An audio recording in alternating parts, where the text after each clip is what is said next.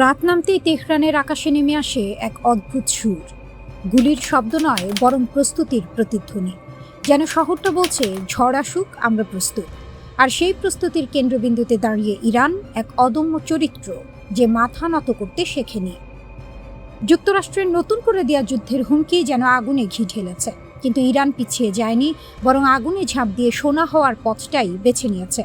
তেহরানের রাস্তায় এখন শুধু গাড়ির শব্দ নয়, শোনা যায় অস্ত্রের ঝনঝনানি। যেন প্রতিটি কোণায় এক একটি বার্তা, আমরা ভয় পাই না। আলবোর্জ পর্বতমালার বরফ ঢাকা চূড়াগুলোও যখন অন্ধকারে হারিয়ে যায়, তখন শহরের নিচে জেগে ওঠে অন্য এক আলো। হাজার হাজার মানুষ নেমে আসে রাস্তায়। রাতের এই সমাবেশগুলো এখন আর শুধুই জমায়েত নয়, এগুলো হয়ে উঠেছে প্রতিরোধের প্রতীক। 3 মাস ধরে প্রতিদিন রাতে এই দৃশ্য, যেন ইরান ধীরে ধীরে নিজের জনগণকে এক সুতোয় টানছে। কিন্তু এখানেই শেষ নয়। তেহরানের ব্যস্ত মোড়গুলোতে এখন বসেছে নতুন দৃশ্য, গান, কিয়স্ক। নামটা যতটা সহজ, ভেতরের বার্তাটা ততটাই গভীর। এখানে সাধারণ মানুষ, যারা হয়তো গতকালও বই বা চায়ের কাপে ব্যস্ত ছিল, আজ তারা হাতে নিচ্ছে AK-47, শিখছে কিভাবে অস্ত্র চালাতে হয়, কিভাবে খুলে আবার জোড়া লাগাতে হয়। ভানাক স্কোয়ারে দেখা গেল এক নারী, কালো চাদরে মোড়া কিন্তু চোখে দৃঢ়তা। তার সামনে এক প্রশিক্ষক, হাতে রাইফেল। দৃশ্যটা যেন এক প্রতীক। যখন সময় আসে, তখন ঘরের মানুষও যোদ্ধা হয়ে ওঠে। এ যেন সেই প্রবাদ, দুধের স্বাদ ঘোলে মেটানো নয়। ইরান বুঝিয়ে দিচ্ছে, তারা শুধু সেনাবাহিনীর ওপর নির্ভর করছে না, পুরো জাতিকেই প্রস্তুত করছে। রাষ্ট্রীয় টেলিভিশনও এই বার্তা ছড়িয়ে দিতে পিছিয়ে নেই। জনপ্রিয় উপস্থাপিকা মবিনা নাসিরি যখন লাইভ শোতে হাতে রাইফেল তুলে নেন, তখন সেটি আর শুধু একটি অনুষ্ঠান থাকে না, সেটি হয়ে ওঠে একটি ঘোষণা। তিনি বলেন, আমিও শিখছি। এই ছোট বাক্য যেন কোটি মানুষের মধ্যে আগুন জ্বালিয়ে দেয়। এখানে ইরানের কৌশল স্পষ্ট। তারা শুধু অস্ত্র দেখাচ্ছে না, তারা মন তৈরি করছে। কারণ যুদ্ধ শুধু মাটিতে হয় না, যুদ্ধ হয় মনেও। আর সেই মানসিক যুদ্ধেই ইরান যেন এক ধাপ এগিয়ে। বিশ্লেষকরা বলছেন, যুক্তরাষ্ট্রের ক্রমাগত চাপ ইরানকে এই পথে ঠেলে দিচ্ছে। কিন্তু ইরান এটাকে দুর্বলতা হিসেবে নিচ্ছে না, বরং শক্তিতে রূপান্তর করছে।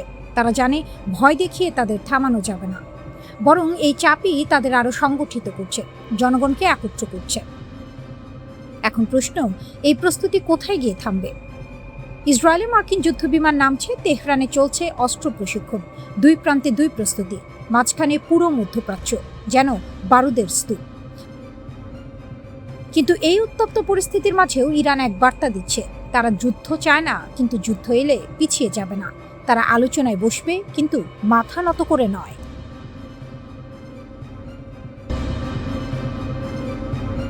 তোমরা মিথ্যাবাদী, বুড়ো শিয়াল। এটা ইরান, সিংহ আর ইসলামের দেশ। এখানে শিয়ালদের শক্তি দেখানোর জায়গা নেই, পালাও। লাউডস্পিকারে এই গর্জন ভেসে গেল পারস্য উপসাগরের নোনা বাতাসে। একজন ইরানি নৌ কর্মকর্তার কণ্ঠস্বর, পেছনে সাইরেনের চিৎকার, আর দ্রুতগামী অ্যাটাক বোটের ঢেউ কেটে এগিয়ে আসার দৃশ্য। সামনে একটি বিদেশি যুদ্ধ জাহাজ, যেটাকে ইরান দাবি করছে আমেরিকার, ধীরে ধীরে সরে যাচ্ছে। 51 সেকেন্ডের এই ভিডিও এখন ছড়িয়ে পড়েছে দুনিয়া জুড়ে, এবং এই ছোট্ট ভিডিওতেই লুকিয়ে আছে হরমুজের আসল গল্প।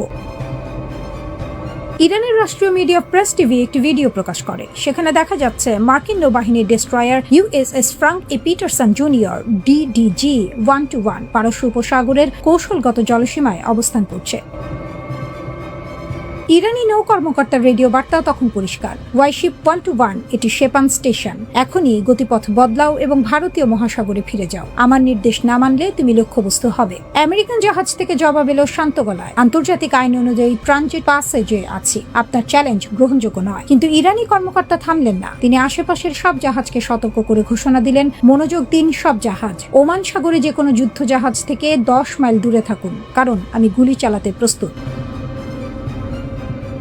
ফেব্রুয়ারির 28 তারিখে মার্কিন ইসরায়েল সামরিক অভিযান শুরু হওয়ার পর থেকে ইরান হরমুজ প্রণালী কার্যত নিজের নিয়ন্ত্রণে নিয়ে নিয়েছে। সমুদ্রে মাইন পেতেছে, জাহাজে হামলা চালিয়েছে, নিরাপদ পথের জন্য টোল আদায় করেছে। এখন আরও এক ধাপ এগিয়ে ইরান তৈরি করেছে পার্সিয়ান গালফ স্ট্রেইট অথরিটি, একটি নতুন সরকারি সংস্থা যেটি এই প্রণালীতে জাহাজ চলাচল নিয়ন্ত্রণ করবে। অর্থাৎ হরমুজকে ইরান এখন নিছক একটি সমুদ্র পথ হিসেবে দেখছে না, এটিকে দেখছে নিজের সার্বভৌম দরবার হিসেবে। আইআরজিসি নৌবাহিনী জানিয়েছে নতুন নিয়মকানুন মেনে চলে ট্রানজিট নিশ্চিত করা হবে এবং যেসব জাহাজের মালিক ও ক্যাপ্টেন ইরানের বিধিমালা মেনেছেন তাদের ধন্যবাদ দিয়েছে। মার্কিন প্রেসিডেন্ট ডোনাল্ড ট্রাম্প ঘোষণা দিয়েছেন প্রজেক্ট ফ্রিডম অভিযান সাময়িক বিরতি দেওয়া হচ্ছে, কারণ ইরানের সঙ্গে ব্যাপক চুক্তির দিকে বড় অগ্রগতি হয়েছে। পাকিস্তানের মধ্যস্থতায় নাকি এই বিরতির অনুরোধ এসেছে। কিন্তু একই নিঃশ্বাসে ট্রাম্প বললেন হরমুজে নৌ অবরোধ চলবে। তাহলে হিসাবটা কি দাঁড়ালো? মার্কিন সামরিক অভিযান থামলো, কিন্তু অবরোধ চলছে। ইরানের নতুন কর্তৃপক্ষ জাহাজ চলাচল নিয়ন্ত্রণ করছে। ফরাসি শিপিং কোম্পানি সিজিএম এর জাহাজ সান আন্তোনিও হরমুজ পার হতে গিয়ে আক্রান্ত হলো, ক্রু আহত। মার্কিন নেতৃত্বাধীন অভিযান বড় কোনো বাণিজ্যিক জাহাজ চলাচল পুনরুদ্ধার করতে পারেনি। 500 জাহাজ আটকে আছে, হাজার হাজার মানুষ আটকা, বিশ্বের 20% তেল বাণিজ্য প্রায় স্তব্ধ। দশকের পর দশক নিষেধাজ্ঞা সহ্য করেছে ইরান, বোমা খেয়েছে, অবরুদ্ধ হয়েছে, একঘরে করা হয়েছে, তবু ভেঙে পড়েনি। এবং এখন সেই ইরান পারস্য উপসাগরে বুক টান করে দাঁড়িয়ে বলছে, এই সমুদ্র আমার, এই পথে আমার নিয়ম মানতে হবে।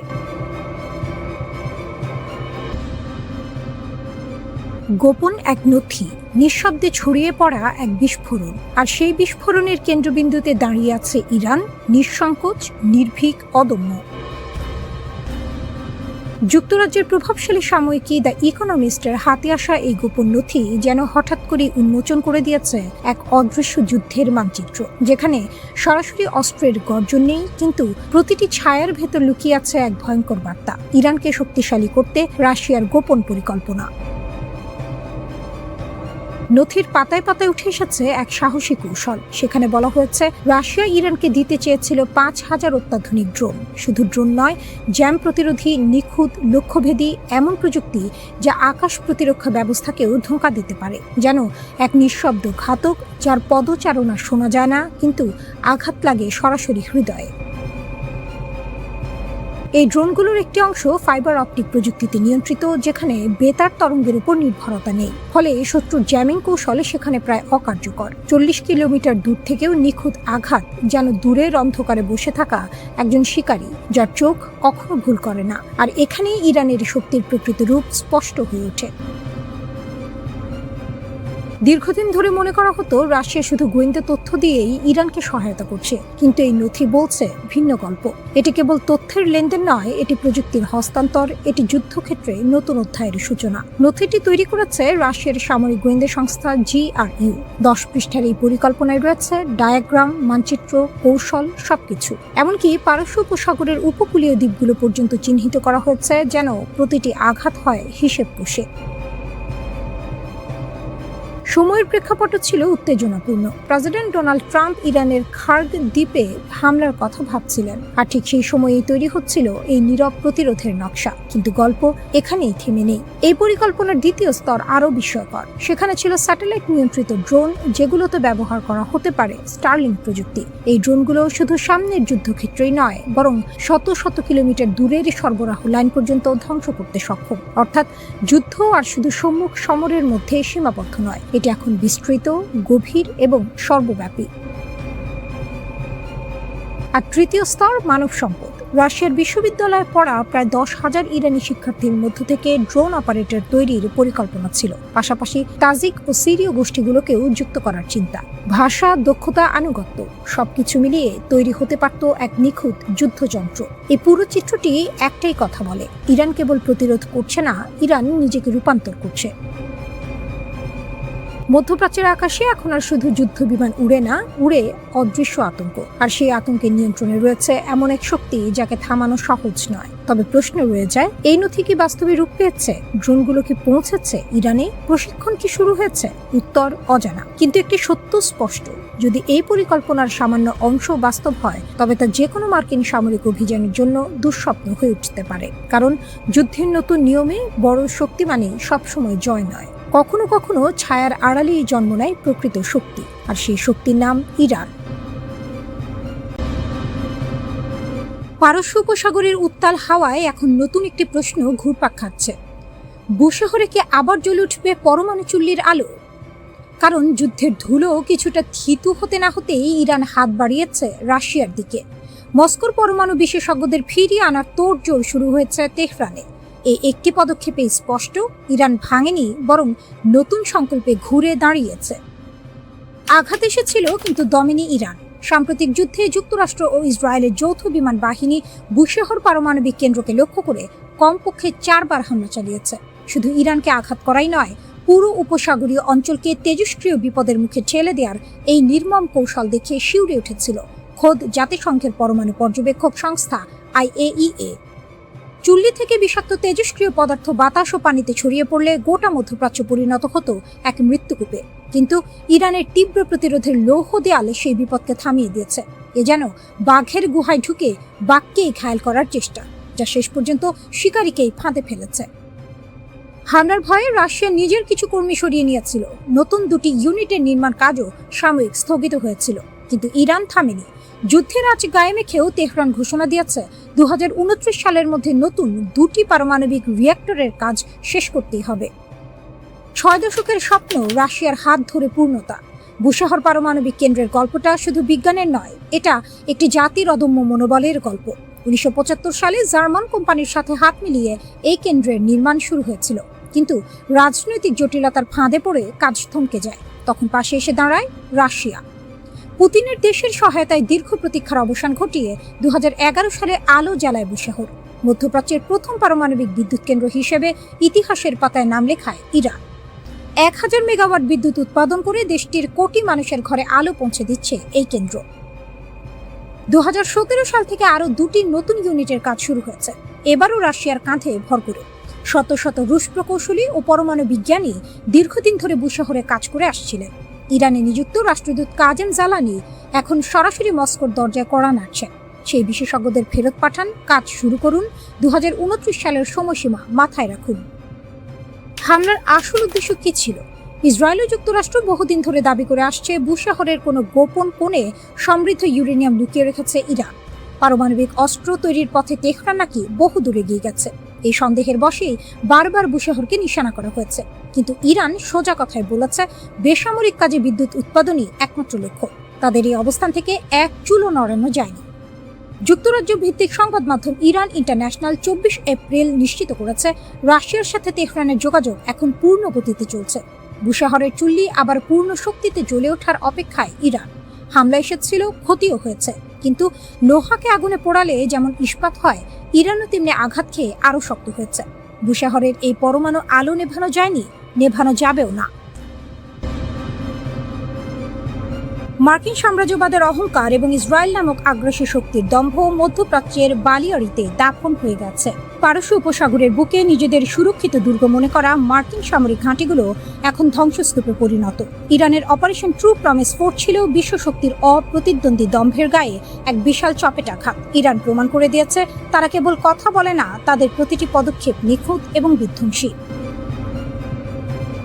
অতি দর্পে হতলঙ্কা। মার্কিন যুক্তরাষ্ট্রের ক্ষেত্রে এই প্রবাদটি আজ ধ্রুব সত্য হয়ে দাঁড়িয়েছে। তারা নিজেদের সামরিক সক্ষমতাকে অজেয় মনে করত, ভেবেছিল আকাশপথে তাদের কোনো স্পর্শ করার ক্ষমতা কারণে। কিন্তু ইরানের মিসাইল ও ড্রোনের ঝাপটায় তাদের সেই নিরাপত্তা ব্যবস্থা তাসের ঘরের মতো ভেঙে পড়েছে। এনবিসি নিউজের গোপন তথ্য ফাঁস হওয়া প্রতিবেদন থেকেই পরিষ্কার, মার্কিন ঘাঁটিগুলোতে ক্ষতির পরিমাণ বিলিয়ন ডলার ছাড়িয়েছে। এটি নিছক ক্ষয়ক্ষতি নয়, বরং সাম্রাজ্যবাদের পিঠের ওপর এক বিশাল বোঝা, মরার ওপর খাড়ার ঘা। অথচ এই বিপুল ধ্বংসলীলা তারা ঢাকঢোল পিটিয়ে আড়াল করার আপ্রাণ চেষ্টা চালাচ্ছে। পেন্টাগনের নীরবতাই বলে দিচ্ছে তারা নিজেদের ব্যর্থতা নিয়ে কতটা বিপাকে আছে।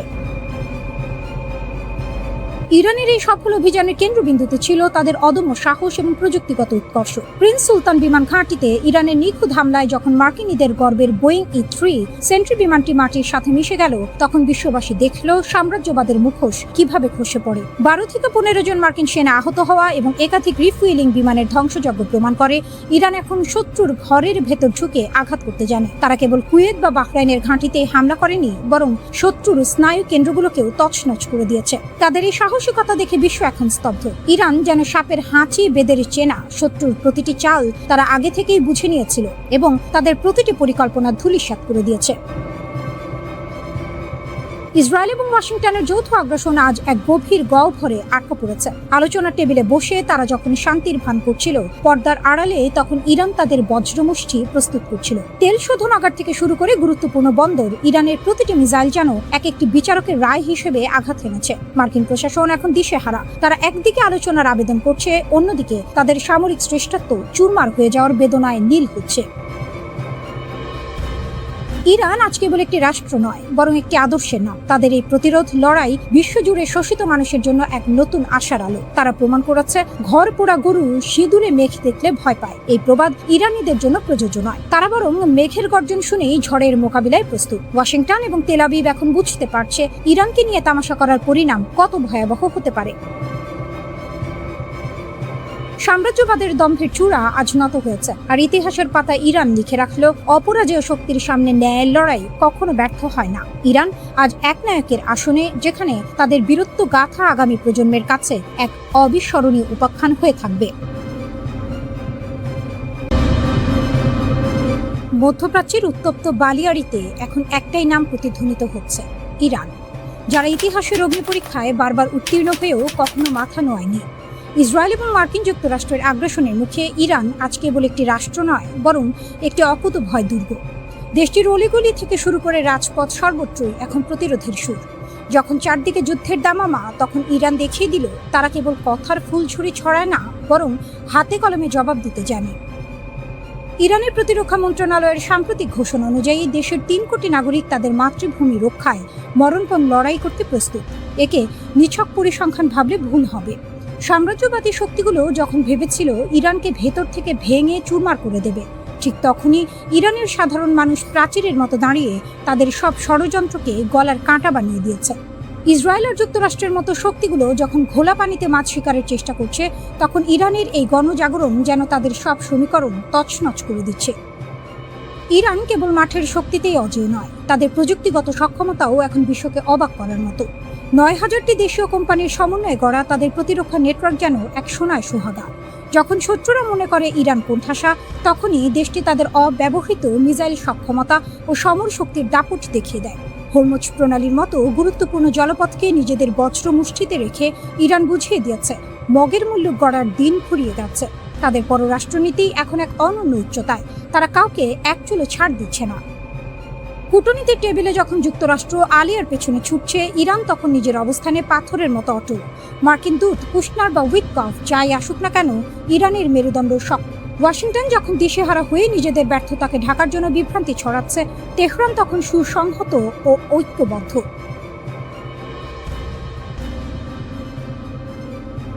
পাকিস্তানের মধ্যস্থতায় শান্তি আলোচনার নাটকীয়তায় যখন মার্কিন প্রশাসন কিংকর্তব্য বিমূঢ়, ইরান তখন স্পষ্ট ঘোষণা করেছে, আত্মমর্যাদা বিকিয়ে কোনো আপোষ নয়।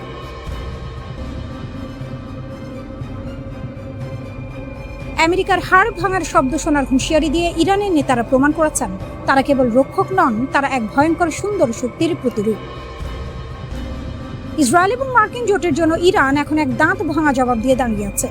তাদের এই লড়াই কেবল অস্ত্র বা মিসাইলের নয়, এটি টিকে থাকার, নিজের সার্বভৌমত্ব রক্ষার এক মহাকাব্য।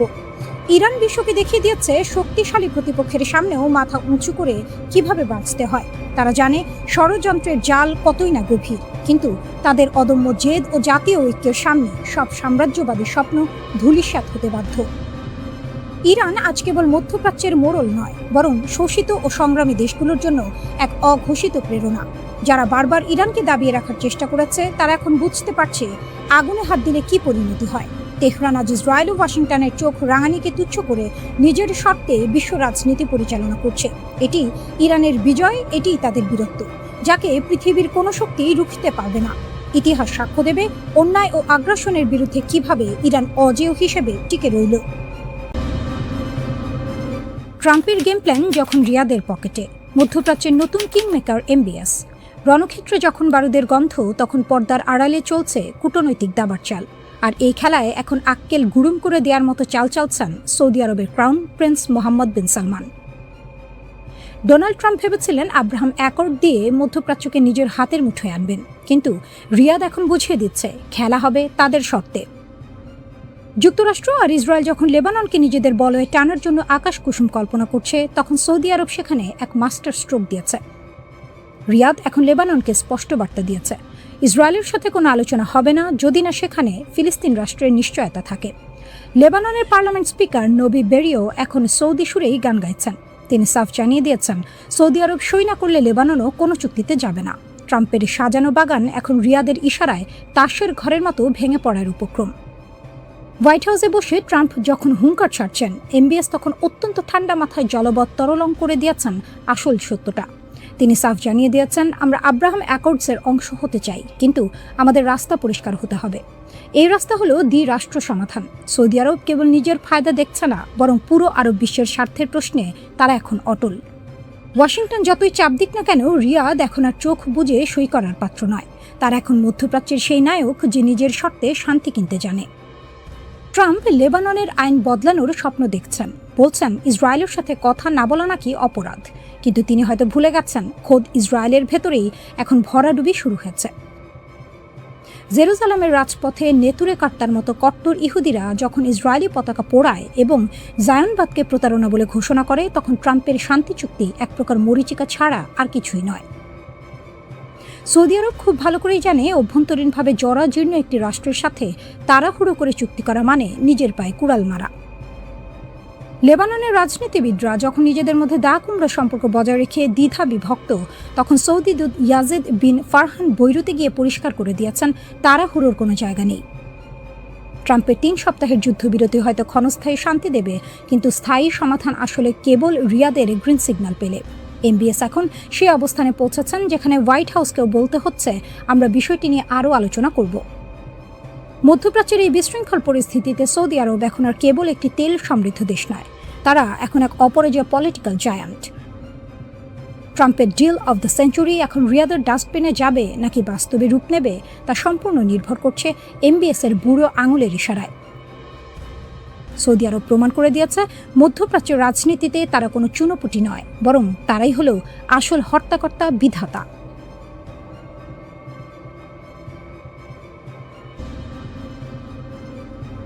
লেবাননের আকাশ ও মাটির আসল রাজা হিজবুল্লাহর রণকৌশলে নাজেহাল ইসরায়েল।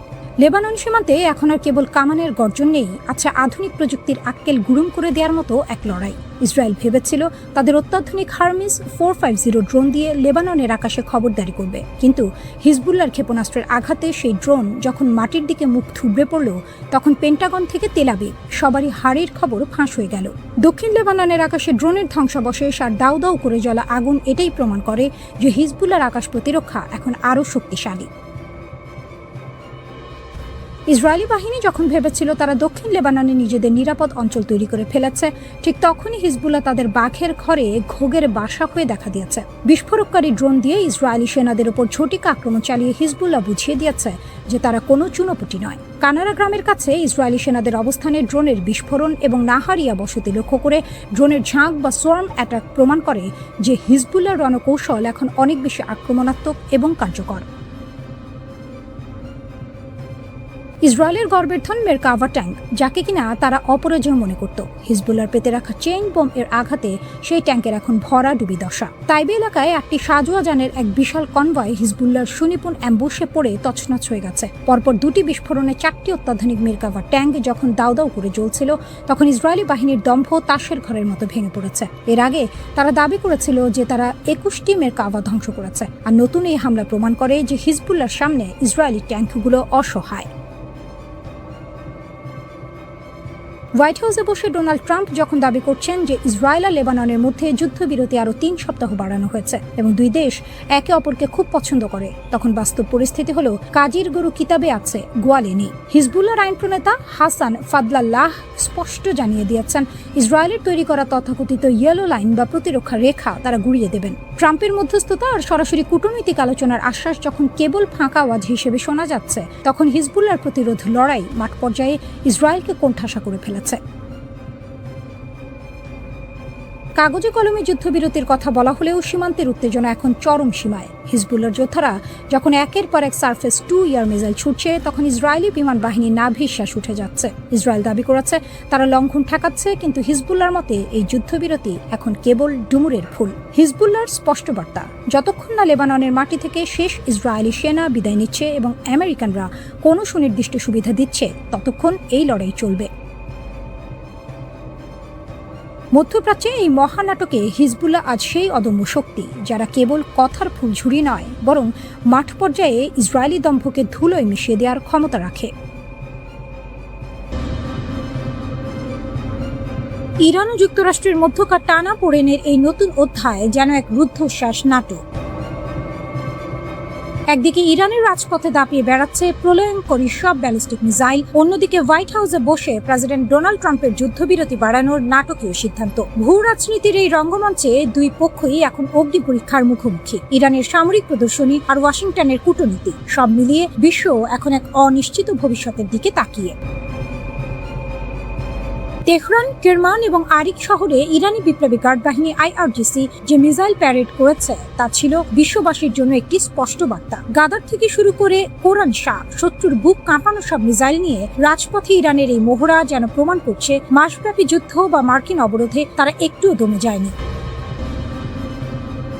IRGCর দাবি, যুদ্ধবিরতির এই সময়টুকু তারা কাজে লাগিয়ে ক্ষেপণাস্ত্র ও ড্রোন লঞ্চার তৈরির গতিকে যুদ্ধের আগের চেয়েও বাড়িয়ে দিয়েছে। মাটির নিচে গড়ে তোলা বিশাল মিসাইল সিটি আর অস্ত্রের ভান্ডার নিয়ে ইরানের এই গর্বিত ভঙ্গি যেন গাছে কাঁঠাল গোফে তেল দেওয়ার মতো। তারা নিশ্চিত যে তারা পরাজয় মানবে না। তাদের এই আস্ফালন বিশ্বকে জানান দিচ্ছে ইরান তার শক্তিমত্তার বিচারে এখনো অটল।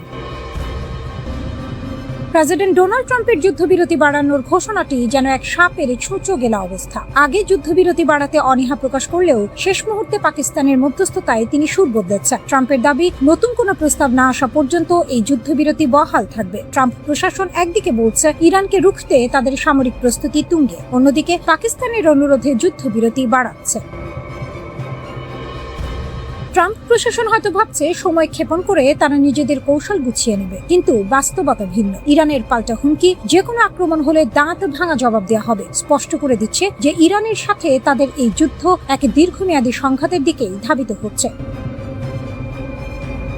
যুক্তরাষ্ট্রের ট্রেজারি সেক্রেটারি বলছেন ইরানকে অর্থনৈতিকভাবে পঙ্গু করতে তাদের ম্যাক্সিমাম প্রেসার বা সর্বোচ্চ চাপের নীতি অব্যাহত থাকবে। মার্কিন নৌ অবরোধে ইরানের বন্দরগুলো এখন কার্যত অচল। একে ইরান যুদ্ধের ঘোষণা হিসেবে দেখছে। একদিকে অস্ত্রের অভাব ও অর্থনৈতিক অবরোধ, অন্যদিকে ইরানের অদম্য জেদ। এই পরিস্থিতির মধ্যে কূটনীতির আলো দেখাটা এখন আকাশ কুসুম কল্পনা ছাড়া আর কিছুই নয়। ইরান মনে করছে তারা কেবল আকাশপথেই নয়, বরং আঞ্চলিক প্রভাবের লড়াইয়েও যুক্তরাষ্ট্রকে কোণঠাসা করে ফেলেছে। তাদের ভাষায় যুক্তরাষ্ট্র লেবানন থেকে শুরু করে পুরো অঞ্চল জুড়েই তাদের প্রভাব হারিয়েছে। ইরানের Islamic revolutionary guard corps IRGC Hormuz প্রণালী থেকে 2টি জাহাজ জব্দ করে সেগুলোকে ইরানের উপকূলে নিয়ে গেছে। IRGC বলেছে হরমুজ প্রণালীতে শৃঙ্খলা ও নিরাপত্তা বিঘ্নিত করা ইরানের জন্য একটি রেড লাইন হিসেবে বিবেচনা করা হয়। এর আগে খবরে বলা হয়েছিল ইরানের উপকূলে একটি জাহাজে গুলি চালানো হয়েছে। এছাড়া ওমান উপকূলে হামলার শিকার হয়ে আরেকটি জাহাজ ক্ষতিগ্রস্ত হয়েছে। বর্তমান পরিস্থিতি এমন এক জট পাকানো অবস্থায় পৌঁছেছে যে আলোচনার টেবিল বা যুদ্ধের ময়দান কোথাও কোনো পক্ষই ছাড় দিতে রাজি নয়। ইরান ও আমেরিকা উভয় পক্ষই শান্তির পায়রা ওড়ানোর বদলে শান দিচ্ছে যুদ্ধের মারণাস্ত্রে। তেহরান থেকে ওয়াশিংটন কূটনীতির টেবিলে এখন কেবলই ছেঁড়া কাঁথায় শুয়ে লাখ টাকার স্বপ্ন দেখার মতো অনিশ্চয়তা। ইরানের তাসনিম নিউজ এজেন্সির দাবি অনুযায়ী তেহরান কেবল প্রস্তুতি নয়, বরং যুদ্ধের দ্বিতীয় ইনিংসের জন্য জমিয়ে রেখেছে নতুন সারপ্রাইজ। 28 ফেব্রুয়ারি শুরু হওয়া এই লড়াইয়ে ইরান ইতিমধ্যে অপারেশন ট্রু প্রমিস 4 এর মাধ্যমে পশ্চিম এশিয়ায় মার্কিন ঘাঁটি এবং ইসরায়েলি অবস্থানে ড্রোন ও ক্ষেপণাস্ত্রের বৃষ্টি বইয়ে দিয়েছে। 2 সপ্তাহের এই বিরতিতে ইরান হাত গুটিয়ে বসে থাকেনি, বরং শত্রু শিবিরের নতুন লক্ষ্যবস্তু নির্ধারণ আর সামরিক সজ্জার রথ দেখা ও কলা বেচার কাজ সেরে নিয়েছে। তেহরানের সাফ কথা, আমেরিকা যদি কূটনীতির টেবিলকে আত্মসমর্পণের টেবিল বানাতে চায়, তবে তারা নরক নামাতে করতে দ্বিধা করবে না।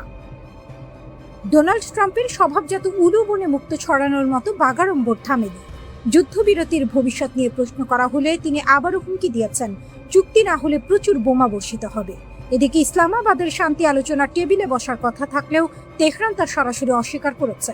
19 এপ্রিল থেকে ইরানের অবস্থান অনড়, হুমকির ছায়ায় কোনো আপোষ নয়। এমনকি পাকিস্তানের মাটিতে কোনো প্রতিনিধি দল পাঠানোর খবরকেও তারা আষাঢ়ে গল্প বলে উড়িয়ে দিয়েছে।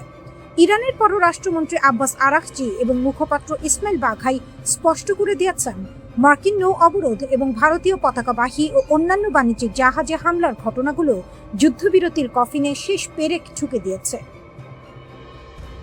হরমুজ প্রণালী এখন বিশ্বের তেলের লাইফলাইন নয়, বরং জমের দুয়ার হয়ে দাঁড়িয়েছে। মার্কিন নৌবাহিনী যখন অবরোধের জাল বিছিয়ে ইরানকে শ্বাসরোধ করতে চাইছে, ঠিক তখনই তেহরান তাদের সুজা 2 নামক মালবাহী জাহাজ নিয়ে সেই জাল ছিন্ন ভিন্ন করে বন্দরে পৌঁছে দিয়েছে। এটি কেবল একটি যাত্রা নয়, বরং ওয়াশিংটনের প্রতি তেহরানের এক প্রকাশ্য চ্যালেঞ্জ। ভারত, চীন ও অন্যান্য দেশের উদ্দেশ্যে ইরানের তেলের ট্যাঙ্কারগুলোর এই অবাধ চলাচল বুঝিয়ে দিচ্ছে নৌ অবরোধ কেবল কাগজ কলমেই সীমাবদ্ধ। কিন্তু এই টানা পোড়েনে সবথেকে বেশি উভয় সংকটে পড়েছে ভারত। একদিকে চাবাহার বন্দরের ভবিষ্যৎ, অন্যদিকে জ্বালানি নিরাপত্তা। নয়াদিল্লি এখন সাপও মরে না, লাঠিও ভাঙে না, এমন এক কূটনীতির চক্করে পিষ্ট। পাকিস্তানের প্রধানমন্ত্রী শেহবাজ শরীফ এবং সেনাপ্রধান আসিম মুনির আপ্রাণ চেষ্টা করছেন যাতে জলে কুমির আর ডাঙায় বাঘ পরিস্থিতি এড়ানো যায়। কিন্তু জেডি ভ্যান্সের নেতৃত্বে মার্কিন প্রতিনিধি দল যখন ইসলামাবাদে পৌঁছানোর অপেক্ষায়, তখন ইরান তাদের কক্ষপথ বদলে ফেলেছে।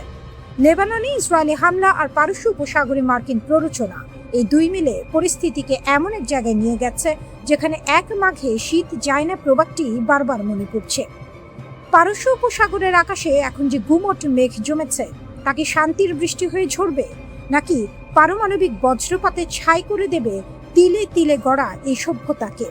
তার উত্তর কেবল সময়ের হাতেই তোলা রইল। ইরান যুক্তরাষ্ট্র যুদ্ধের দামামা বাজার সঙ্গে সঙ্গে বিশ্বজুড়ে একটি ধারণা প্রবল হয়ে উঠেছিল যে চীনের অর্থনীতি মরার উপর খাড়ার ঘাড় সম্মুখীন হবে। চীন বিশ্বের বৃহত্তম জ্বালানি আমদানিকারক দেশ হয়, হরমুজ প্রণালীর ওপর যে কোনো আঘাত দেশটির জন্য সোনার হরিণ হারানোর মতো বিপর্যয় ডেকে আনবে, এমনটাই ছিল বাঘা বাঘা বিশ্লেষকদের অভিমত। কিন্তু বাস্তবতা হলো চীন এই সংকটে কোনো চাপের মুখেই পড়েনি, বরং তারা কৌশলগতভাবে আরো শক্তিশালী অবস্থানে উঠে এসেছে। ওয়াশিংটনের অনেক নীতি নির্ধারক চীনকে অশুভ শক্তির অক্ষের অংশ হিসেবে চিহ্নিত করে ভেবেছিলেন ইরান কোণঠাসা হলে চীনও কুল হারিয়ে দিশেহারা হবে। কিন্তু এটি ছিল আদার ব্যাপারী হয়ে জাহাজের খবর নেওয়ার মতো ভুল ধারণা। প্রথমত, চীনের জ্বালানি নিরাপত্তার বিষয়টি যতটা অতিরঞ্জিত করে দেখা হতো, বাস্তবে তা নয়। ইরানের তেলের ওপর চীনের নির্ভরশীলতা মোট আমদানির মাত্র 10%, যা সৌদি আরব বা অন্যান্য মিত্র দেশের চেয়ে অনেক কম। চীন কোনো একটি নির্দিষ্ট দেশের ওপর নির্ভর করে সব ডিম এক ঝুড়িতে রাখে না। তাই ইরান ও যুক্তরাষ্ট্রের উত্তেজনায় চীন আতঙ্কিত হওয়ার বদলে ঠান্ডা মাথায় পরিস্থিতি পর্যবেক্ষণ করেছে। দেশটির বৈদেশিক নীতিতে ইরান ও সৌদি আরবের মতো বিপরীতমুখী দেশগুলোর সঙ্গে ভারসাম্য বজায় রাখাই তাদের মূল মন্ত্র। ফলে ইরান যুক্তরাষ্ট্রের দ্বন্দ্বে চীন কেবল দর্শক হয়েই থাকেনি, বরং তারা সাপও মরবে, লাঠিও ভাঙবে না, এই নীতিতে অটল থেকেছে। দ্বিতীয়ত, চীনের অর্থনৈতিক স্থিতিশীলতার পেছনে তাদের দূরদর্শী জ্বালানি মজুদ ব্যবস্থা ছিল বজ্র আটুনি ফসকা গেরোর মতো। যুদ্ধের আগে থেকেই, বিশেষ করে 2024 সালের শেষ ভাগ থেকে চীন বিপুল পরিমাণ অপরিশোধিত তেলের মজুদ গড়ে তুলেছিল। প্রায় 1.3 বিলিয়ন ব্যারেল তেল মজুদ থাকায় হরমুজ প্রণালী দিয়ে সরবরাহ বিঘ্নিত হওয়ার পরও চীন কোনো জ্বালানি সংকটে পড়েনি। পাশাপাশি চীনের শিল্প কাঠামোতে তেলের ব্যবহার বা ওয়েল ইন্টেন্সিটি 80-র দশকের তুলনায় প্রায় 80% কমেছে। বিদ্যুৎ চালিত অর্থনীতির দিকে ধাবিত হওয়া এবং শিল্প কারখানায় জ্বালানি দক্ষতা বৃদ্ধির ফলে চীন এখন জ্বালানি তেলের দাম বাড়লে শাক দিয়ে মাছ ঢাকার আপ্রাণ চেষ্টা করার বদলে বরং স্থিতিশীল থাকার ক্ষমতা রাখে। তৃতীয়ত, বৈশ্বিক মুদ্রাস্ফীতির বাজারে জ্বালানির উচ্চ মূল্য চীনের জন্য কাঁটা দিয়ে কাঁটা তোলার মতো কাজ করেছে। বিগত কয়েক বছর চীন এক ধরনের ডিফ্লেকশন বা মন্দার কবলে পড়েছিল। জ্বালানি তেলের দাম বাড়ার ফলে যখন বিশ্ব অর্থনীতি পর্যদস্ত, তখন চীনের উৎপাদক পর্যায়ে মূল্যস্ফীতি ইতিবাচক ধারায় ফিরেছে। এটি চীনের স্থবির অর্থনীতিকে কিছুটা হলেও গতি দিয়েছে। এমনকি মার্কিন ডলারের বিপরীতে ইউয়ানের শক্ত অবস্থান এবং চীনের বন্ড বাজারের পারফরম্যান্স যুক্তরাষ্ট্রের ট্রেজারি বন্ডকেও ছাপিয়ে গেছে। সবশেষে এই যুদ্ধ মার্কিন যুক্তরাষ্ট্রের সফট পাওয়ার বা নমনীয় শক্তির ওপর বড় ধরনের আঘাত এনেছে। আন্তর্জাতিক অঙ্গনে যুক্তরাষ্ট্রের প্রতি মিত্র দেশগুলোর আস্থার সংকট তৈরি হয়েছে, যা পরোক্ষভাবে চীনের গ্রহণযোগ্যতা বাড়িয়ে দিয়েছে। যুদ্ধের উত্তাপ ও ভূ রাজনৈতিক অস্থিরতা যখন বিশ্বকে তটস্থ রেখেছে, তখন চীন প্রমাণ করেছে যে তারা কেবল একটি উদীয়মান শক্তি নয়, বরং বিশ্ব অর্থনীতির ভারসাম্য রক্ষায় এক অদৃশ্য চালক। ইরান যুক্তরাষ্ট্রের এই লড়াইয়ে চীন কোনো ঘর পোড়া গরু নয়, বরং সিঁদুরে লেখ দেখেও তারা নিজেদের আগলে রাখতে সক্ষম হয়েছে। যারা ভেবেছিল চীন এই যুদ্ধে ক্ষতিগ্রস্ত হবে, তাদের ধারণা ভুল প্রমাণিত হয়েছে।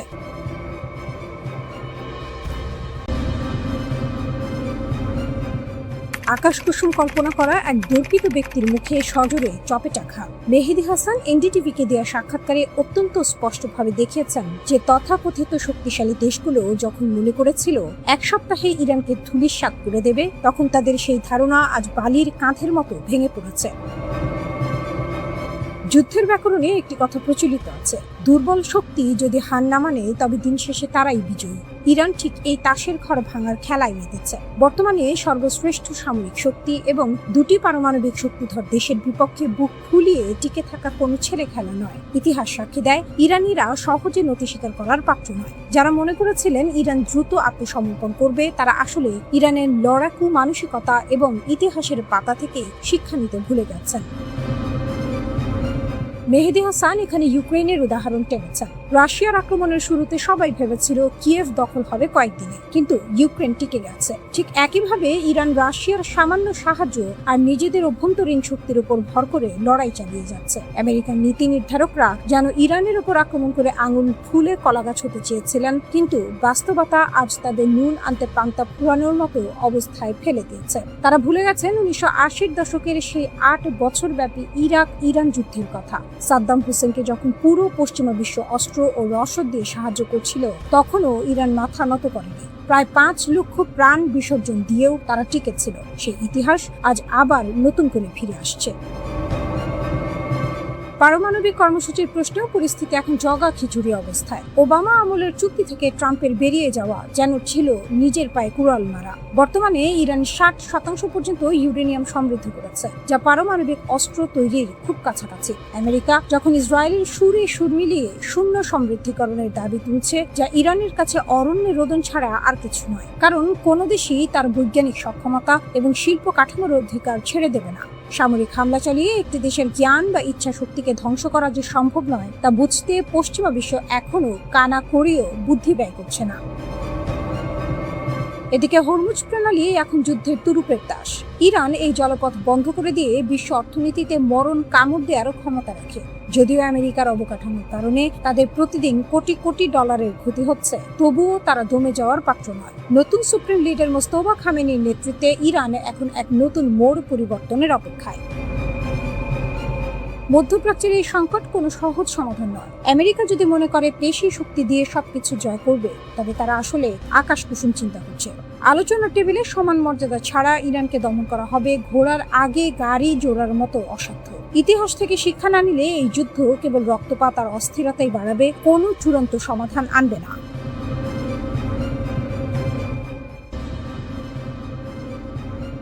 মহাকাশের কক্ষপথে থাকা এক চীনা স্যাটেলাইট এখন ইরানের সামরিক কৌশলে এনেছে আমূল পরিবর্তন। একে সামরিক বিশ্লেষকরা অভিহিত করছেন গেম চেঞ্জার হিসেবে। আগে যেখানে ইরানের ক্ষেপণাস্ত্র হামলার লক্ষ্যভ্রষ্ট হওয়ার ঝুঁকি ছিল, এখন চীনা প্রযুক্তির ছোঁয়ায় তা যেন তীরের মতো লক্ষ্যভেদী। এটি কেবল প্রযুক্তির উন্নয়ন নয়, বরং ভূ রাজনীতির মোড় ঘুরিয়ে দেওয়ার এক নিখুঁত চাল।